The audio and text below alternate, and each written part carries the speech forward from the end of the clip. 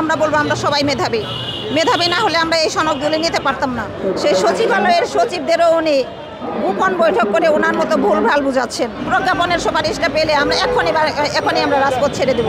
একজন মানুষ তার স্টাডি ব্রেক অবস্থায় একটা এনজিওতে কাজ করে কোনো ডেমো প্রশ্ন না দেখে 16% মধ্যে যিনি পাশ করেন, একটা সনদ নেন, তিনি কতটুকুন মেধাবী হলে সেটা পারেন এবং কতটুকুন বেসিক থাকলে সেটা সম্ভব।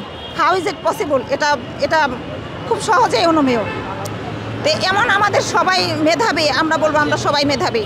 মেধাবী না হলে আমরা এই সনদগুলি নিতে পারতাম না। আমরা এখন আন্দোলন করছি 9 তারিখ থেকে, আজকে 24 দিন আমাদের আমরা প্রথমে শাহবাগ থেকে শুরু করি। শাহবাগে আমরা মোমবাতি প্রজ্বলন করে আমরা রাজপথেও ঘুমিয়েছি, রাজপথে ছিলাম আমরা। এরপর আমরা NTRC ভবনে লাগাতার আন্দোলন করি। সেই লাগাতার আন্দোলনের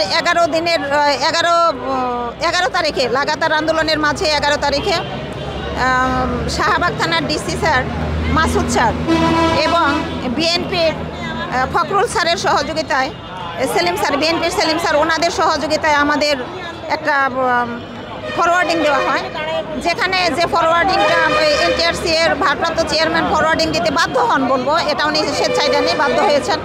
যাই হোক, সেটা দিয়েছেন আমাদের এন্ট্রি লেভেল বিবেচনা করে আমাদের যাতে আমাদের নিয়োগটা দেওয়া যায়।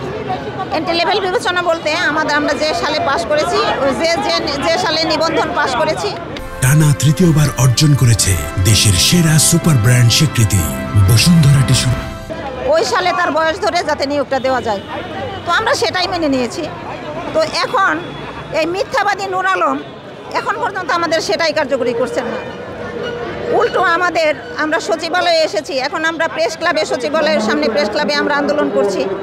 সেই সচিবালয়ের সচিবদেরও উনি গোপন বৈঠক করে ওনার মতো ভুলভাল বুঝাচ্ছেন এবং আমাদের দেখা করার মতো সুযোগ হয়নি। আমার প্রশ্ন হচ্ছে, আমরা যখন NTRC-তে আমরা আন্দোলন করি, তখন এই NTRC এর চেয়ারম্যান সহ এবং কর্মকর্তারা এরা গোপন দরজা দিয়ে বের হয়ে পালিয়ে যায়। ওনাদের কথা যদি স্বচ্ছই হবে, ওনাদের বুকে যদি বল থাকে, ওনারা যদি আইনসঙ্গত কথা বলবেন, তাহলে ওনারা পালিয়ে বেরোবেন কেন? কি ওনাদের এত ভয় যে আমরা কোনো পদেও না, আমরা কোনো আইনের লোকও না, আমরা মারা কাটার লোকও না, তাহলে ওনাদের পালিয়ে বেরোনোর কারণটা কি? অর্থাৎ ওনাদের সৎসাহস নেই।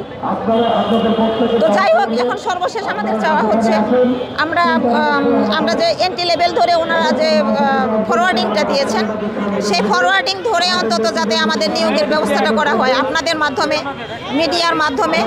আমরা প্রধান উপদেষ্টা স্যার এবং সচিবালয়ের মাননীয় সচিবদের দৃষ্টি এবং মনোযোগ আকর্ষণ করছি, যাতে আমাদের দিকে আমাদের এই কষ্টের নিরসন হয়, আমরা যাতে রাজপথ ছাড়তে পারি।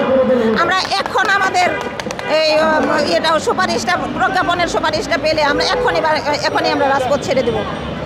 আমরা আপনাদের মাধ্যমে সেই সহযোগিতায় চাচ্ছি।